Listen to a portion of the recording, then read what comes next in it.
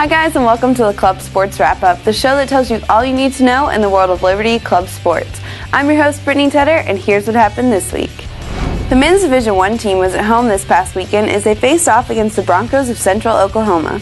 This special weekend not only included a night that honored the seniors of Liberty's team, but also featured the first annual Teddy Bear Toss that helped out the Teddy Bear Brigade, a charity that provides teddy bears to kids all across the world. Your Flames came on early, making it 1-0 after a goal from Rick Turner, which then sent bears flying onto the ice. Over 400 bears were gathered for the charity.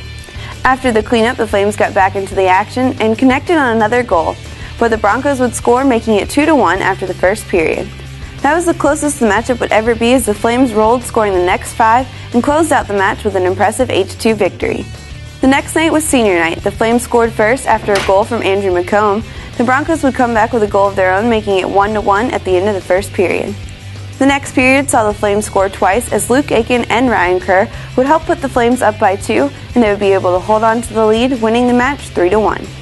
Key performers for the Flames were Rick Turner, who had 3 goals and 1 assist, Andrew McComb, who had 2 goals and 2 assists, and Brent Boschman, Lindsey LeBlanc, and Cam Backer, who each had 3 assists. The Flames will be off until they head to the ACHA Division I National Tournament in Cleveland, Ohio on March 2nd through the 7th. The men's Division II team was at home this past weekend as they competed in the Macho South Division Tournament. The Flames faced the Hokies of Virginia Tech in their first matchup. The Flames were locked in a defensive matchup until Neil Henderson made it 1-0 to close out the period. The next period, the Flames came out scoring with 2 quick goals from Josh Reynolds and Brad Dockstetter to make it 3-0. The Hokies would eventually find their offense and would score 1 to close out the second. The Hokies would score again early in the third, making it 3-2, but the Flames were able to hold off their rally and move on to the finals. In the finals, the Flames faced the top seed UMBC. The match was a seesaw battle as both teams were feeling each other out, but UMBC was able to strike first. The Flames would answer back as Josh Reynolds was able to score midway through the first. However, UMBC would be able to score in the closing minutes of the period and would take a 2-1 lead going into the second. The Retrievers would be able to score again in the second and would have a 2-goal lead going into the third.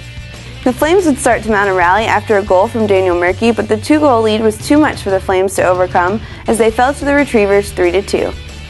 Key performers were Josh Reynolds, who had 2 goals and 1 assist, Greg Jensen, who had 2 assists, and Brad Dockstetter, Neil Henderson, and Daniel Murkey, who had 1 goal each.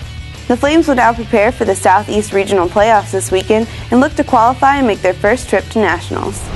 The Women's Division II team was on the road this past weekend as they competed in the DVCHC Championships. The Lady Flames first competed against Maryland in a heavy defensive matchup. The Lady Flames, who had a tremendous success offensively against the Lady Terps all season, were unable to find their groove, and the Terps took advantage as they won by a score of 3-0. The ladies would then rebound the next day as they faced off against Navy. The Lady Flames not only found their offense, but also showed their fire as they found the back of the net 6 times from 6 different goal scorers and easily took the match 6-0. The Lady Flames would then face the Blue Hens of Delaware.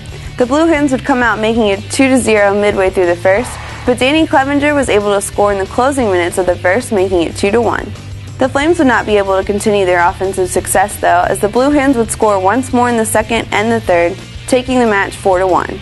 Key performers for the Flames were Naomi Taylor, who had 1 goal and 2 assists, Danny Clevenger, who had 2 goals, and Kate Flanders and Sarah Nemi, who had 1 goal and 1 assist each. Leanne Nemi was in the net for all 3 games and had a staggering 3-day total of 126 saves on 133 shots, including a career high of 64 saves against Delaware. The Lady Flames end their season with an 8-7-1 record as they finished 2nd in the Jennifer Parcels Division, 4th overall in the DVCHC, and 6th in the East region of the ACHA. Congratulations to the ladies on a successful season. The men's lacrosse team opened up their spring season with a road match against the Wildcats of Davison. The Flames would open up the match with the first goal, but the Wildcats would come on strong as they would take the lead going into the half at 4-6. The Flames would adjust their game plan and would tie the match up 8-8 after 3. The Flames' offense would then come alive in the fourth as they would outscore the Wildcats 7-3, taking the match 15-11. Key performers for the Flames were Will Perkins, who led the offensive surge with 8 goals, Andrew Walters, who had 1 goal and 4 assists, and defenseman Nate Lowmaster, who had 2 goals. Your Flames will be at home this weekend as they face off against Appalachian State. Teams also competing this weekend will be the men's Division III team as they will compete at home in the Blue Ridge Hockey Conference Tournament. The Flames will not only look to capture their first tournament title, but will also look to qualify for the regional playoffs. The men's wrestling team will be hosting a tournament as their final tune-up before nationals, and the men's volleyball team will be on the road as they head to face the Richmond Spiders. Thanks for watching this week's episode of the Club Sports Wrap-Up. For more information on Liberty Club Sports, be sure to check us out on our website, our Facebook page, or follow us on Twitter. For fans like me and you, this is Brittany Tedder with Club Sports for LU.